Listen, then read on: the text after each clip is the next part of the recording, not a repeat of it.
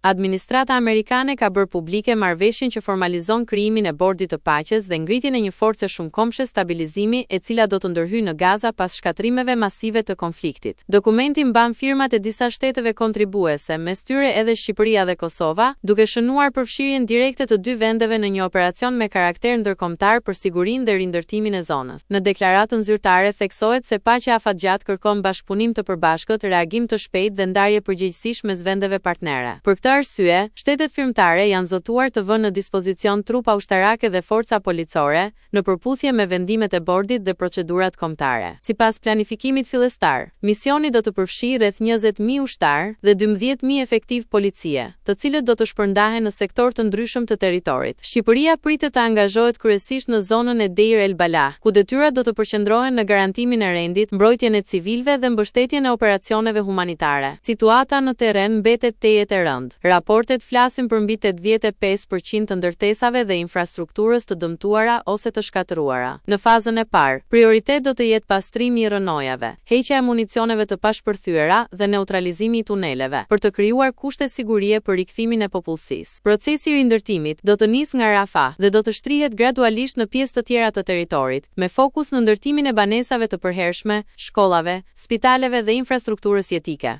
Paralelisht, Planeta Fatgjata parashikojnë edhe zhvillim ekonomik të Bregdetit, duke e konsideruar zonën si potencial për projekte të mëdha investimi. Përfshirja e Shqipërisë dhe Kosovës në këtë mision shihet si një hap i rëndësishëm diplomatik dhe ushtarak, që i vendos dy vendet në krah të aleatëve në përpjekjet për stabilitet dhe rikuperim në një nga rajonet më të goditura nga konflikti.